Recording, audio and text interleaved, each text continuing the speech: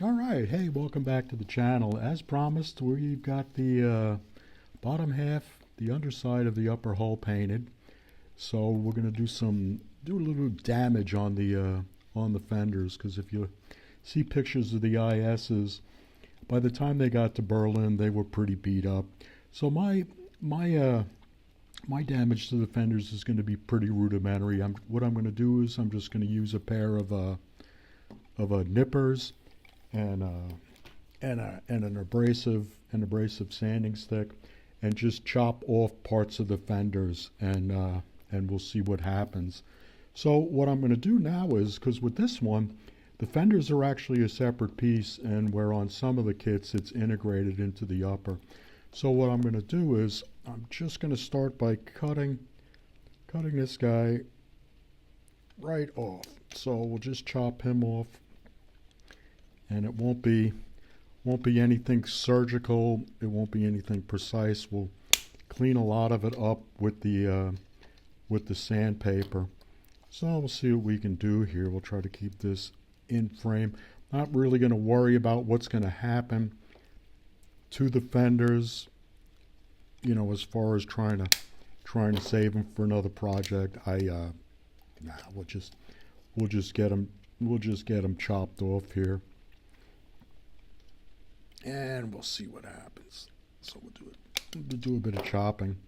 So these fenders got pretty beat up, and there's pictures, not of this particular tank that we're doing. It's on some of the, I think it's Tamiya's one, the 432.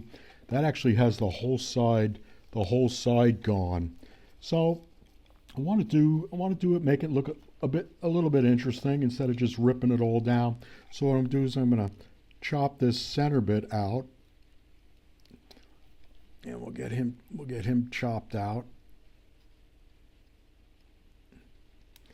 Then it's just a question of just making angled cuts back and forth just to get those pieces out. And I have no idea where those pieces are going. Hopefully the dogs won't find them and bring them in the house. So we'll just kind of make angled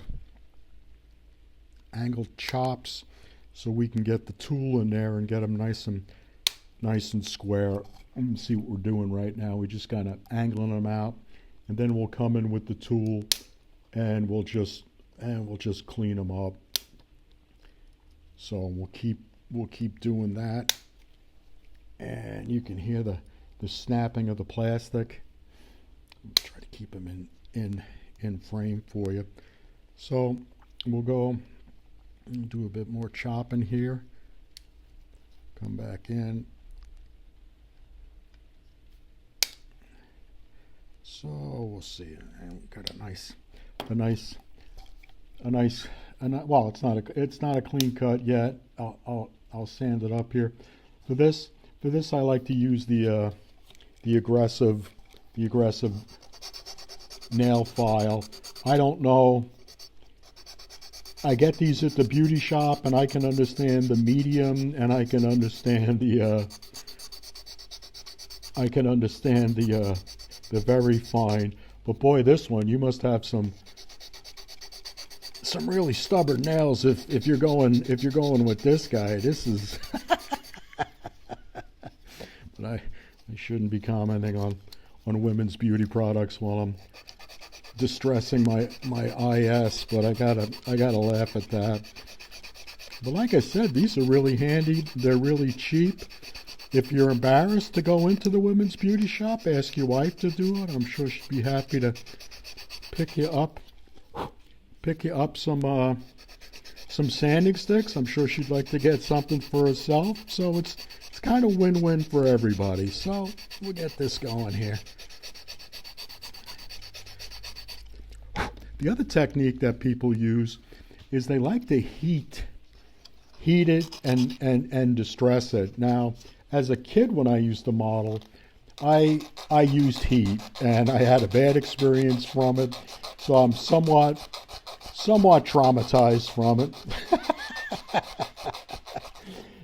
Our childhood sticks with us, so we'll just see what happens here.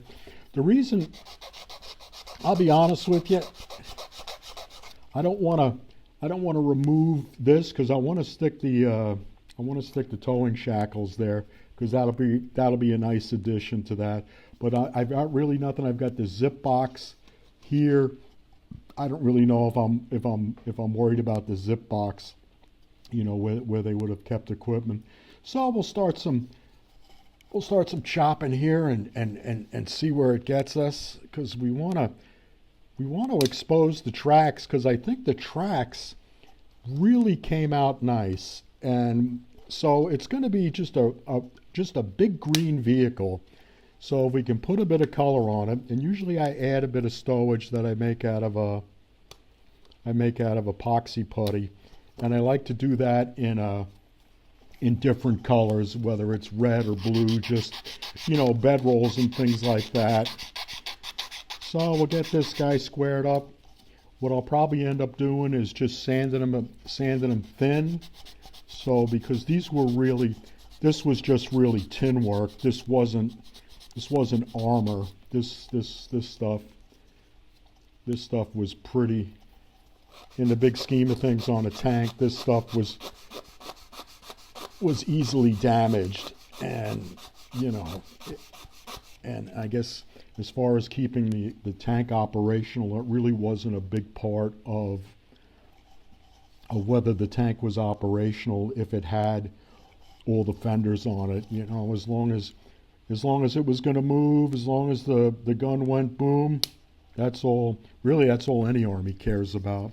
And what I'll do is I'll sand these guys, get these guys square, with the idea that this piece came off because it was a section as a section. So whatever got stuck in there, and I can probably square it up a little bit better with a hobby knife. There we go, and we'll thin him out. And I'll take some pliers and bend the edges because, you know, it's if something gets ripped off in battle or crashing into a building, it's not going to be a clean. It won't be clean. So what we'll do is just bend these guys up. Just kind of get a fold or two in there, and you can do this with heat, but like I said, I'm a bit reluctant to do that because of childhood experiences. So we just go what we're comfortable with, and we can probably just crank this guy up a bit just to make it look good. Now with this model, this is what they call the broken nose, as opposed to the later model where it was just flush all the way down there. There was a splash board down here that was supported by the fender guards. So I'll have to see what I'm going to do with the fender guards to see what'll happen, what I do with those splash boards. And really, with this, you can do it whatever the taste. You can even skip this step. But as you can see now, you can see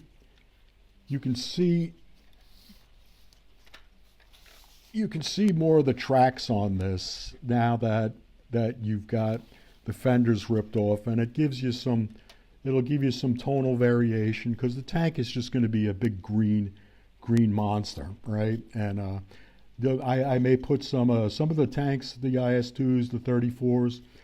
They had white striping, white identification stripes on them. Depending on the decals I've got, I'd like to get as close to something that was actually in Berlin and do that.